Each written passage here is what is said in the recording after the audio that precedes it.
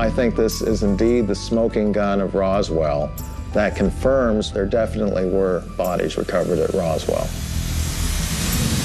Dr. Dave Rudiak is a research scientist who believes he has found the long-hoped-for smoking gun of the Roswell incident in a photograph that's been in the public record since 1947. Even though I had believed that something very unusual had happened at Roswell, I was surprised at what I read in here. I wasn't expecting to see some of this stuff. Rudiak has spent the last 2 years using computer imaging to analyze what Roswell researchers know as the Ramey Memo. First, there was the Roswell-based press release. About an hour after the press release, General Ramey was already speaking on the phone to reporters in the Pentagon press room and saying it looked like a weather balloon to him and a radar target, and that is in fact what is pictured here. So they brought in the photographer from the Fort Worth Star-Telegram. He took 6 photos. 4 of the photos have General Ramey, and he's holding this message in his hand. In 3 of those photos, the message is turned away from the camera. In this particular photo, though, for some reason, it's facing the camera. And fortunately for us, the image is of sufficient quality that we can read quite a bit of the message. And it tells, I think, a very remarkable story. During the GAO investigation, U.S. Air Force representatives claimed they tried to enhance this photo themselves. Their official conclusion was that even using state-of-the-art equipment, it was totally unreadable. This is the memo the Air Force said that their high-level government organization, photo analysis lab, could not read anything on. And if we zoom in here, you can obviously make out some of the words quite easily. And everybody sees this here. This is, the 2 words here are weather balloons. These words are very important because it tells us that this is about Roswell, because Ramey's trying to sell a weather balloon story to the press. It's not his lunch order, it's not his laundry list, it's not Mrs. Ramey telling him to bring groceries home. All right. Rudiak's inquiry began by focusing on the most readable key words and phrases. Here's the word disc, and it's in quotes because there's a new use of the word, and they typically put the word disc in quotes. Another group of words that everybody sees are right here. It's Fort Worth, Texas. Another key word was identified, both by Rudiak and other researchers who have analyzed the memo. Up here is a key word that was picked out by the first group.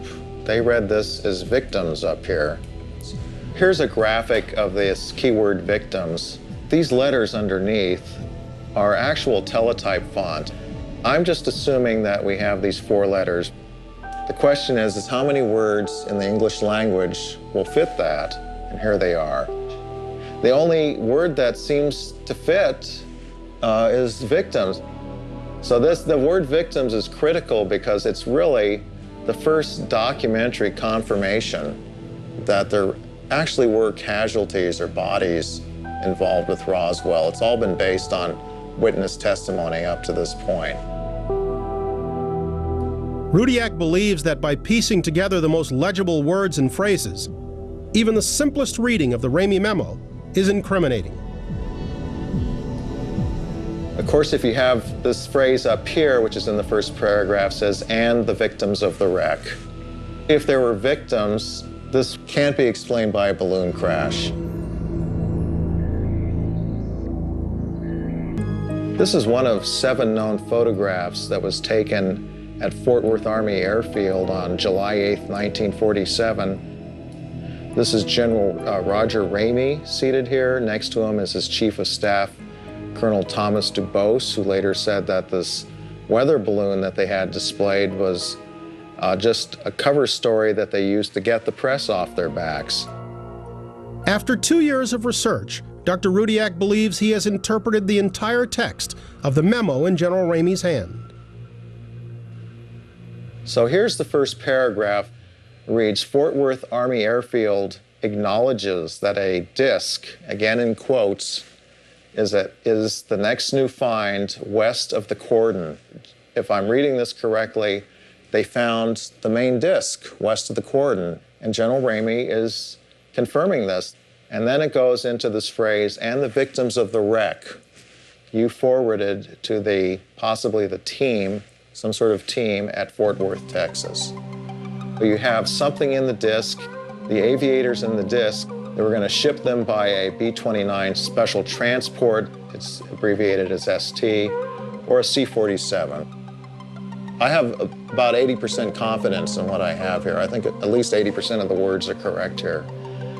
I think even if people can test most of the words that I've come up with, that there's enough words that are clear enough, such as in the disc, victims of the wreck, that it puts the lie to the whole balloon explanation, and also to the Air Force's claim in 1994 that nothing could be read in this message.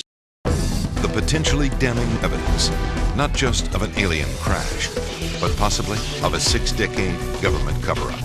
Here it was in black and white, as I remember, it almost sent chills down my spine. Secret laboratories, engineering wonders. It seems unbelievable, unless you believe there really was an alien crash landing in Roswell. David Rudiak says he has proof of that.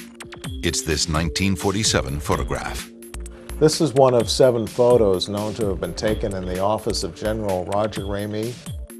The photograph is from the day the U.S. military identified the Roswell debris as nothing more than a weather balloon. In it, Ramey is kneeling beside the debris, clutching a piece of paper. Seems pretty unremarkable, until you look closer. The real prize is what Ramey is holding in his hand right here. And you can see as you zoom in that there's writing on this paper. Using a digital photo scanner to enlarge and enhance the document, Rudiak says he can make out the words that prove there was an alien spacecraft. This was a brand new use of the word disc. The flying saucers or flying discs, and the terminology had been around for less than 2 weeks, and so the newspapers, for example, often enclose the word disc in quotes. Then, in the same paragraph, a shocker. The real key to this message is this word right here, which the initial group identified as being the word victims. Rudiak deciphers more of the paragraph. They had the victims, they were going to ship them, I believe, to the chief medical officer at Fort Worth. And when it's all strung together, Rudiak believes the document is nothing short of a bombshell. They'd found a disc, they'd found victims, they were shipping the victims out, and then they were going to cover it up.